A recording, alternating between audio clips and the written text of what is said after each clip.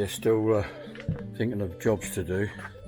I've got a KTM 200 which has just been totally rebuilt by an engine genius I know, who I shall refer to as Mr. X, although his real name is Eric. I've not ridden it in anger yet. I've only had a chance to ride it around the block, so to speak, as we're in lockdown. But ever since I've had it, it's been really, really rich. You know, you open it up and as soon as it hits that main jet, it's chucking out loads of smoke.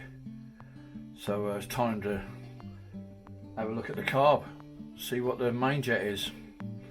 I've got a rough idea what I think it should be. So let's open it up and have a look.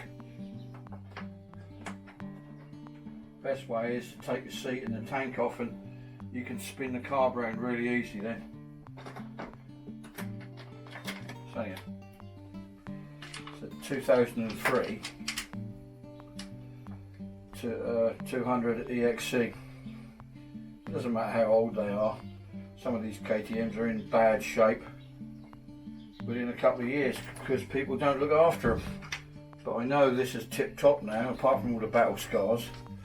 The motor is tip top. The reason I've got an old one, because the older 200s, I think it's before 2009, are in a 125 frame. So if you're a bit of a short ass like me, ideal. A lot of downsides are you have to kick the damn thing to start it. Never mind, eh? Back in the day when I was a lad, they were all like that. So just whip the top off the carb. On this one it's unscrewed, so it's really easy.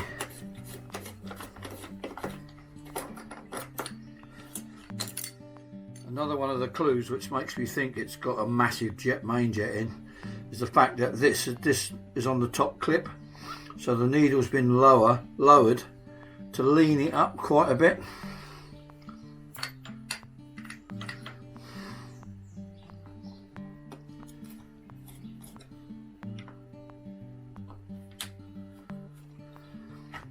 So that should spin round now.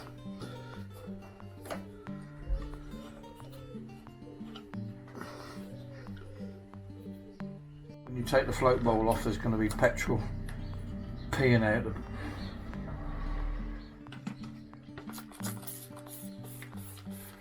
Already had somebody comment about when I changed the sprockets on here that the bike is dirty. Well, I only rode it up the road around the block the day before lockdown, and it'd be a bit stupid pressure washing a bike and putting it away with all that water trapped in it everywhere for a couple of months, wouldn't it?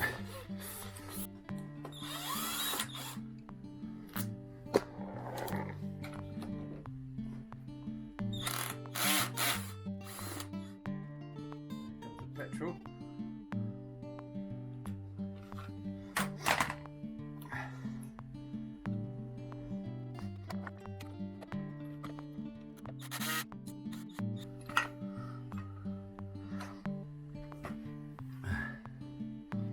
So we'll just whip the main jet out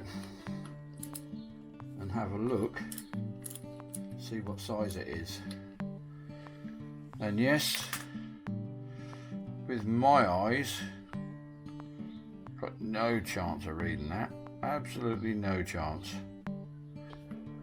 The usual trick, we'll take a photograph of it and zoom it in so these tired old eyes can see what it says. Make a bit of light on it.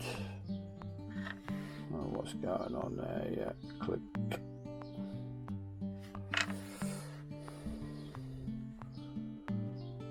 And that is a 180. So with the needle I've got, it should be a 175. I've taken into consideration where I am in Europe, how close I am to the equator, and It's not raining. No, it's not raining for a change.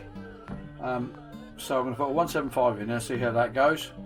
Hopefully less smoke. And all this can be messed up if the float level's wrong. But I'm not going to go there till I've tried this new jet. So that's the main jet back in. Just tighten that up. And with this needle, it should be second clip from the top with a 175 main jet.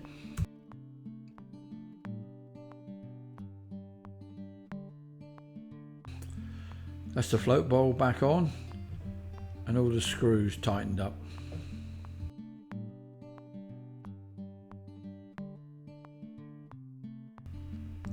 Spin the carb round, put the flat slide back in and then tighten it up. This one's the old one with the screw top. Tighten up the screws on the airbox and the manifold. Tank back on.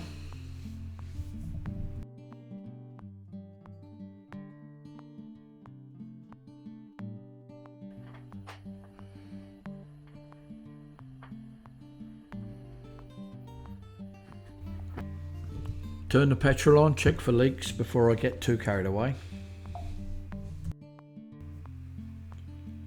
Back on with the seat.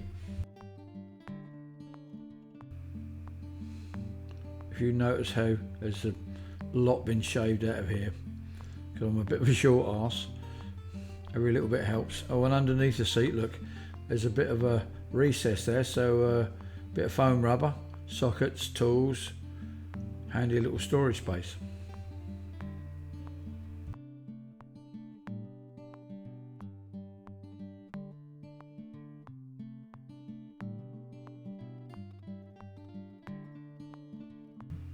No leaks, that's good.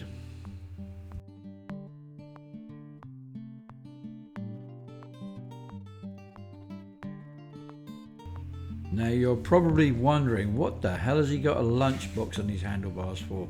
Well, it's my homemade road book holder. I've recently joined Rally Motos and I've done one of their road book rides, really good fun. And I signed up for the Icebreaker Challenge, which has been stalled because of COVID.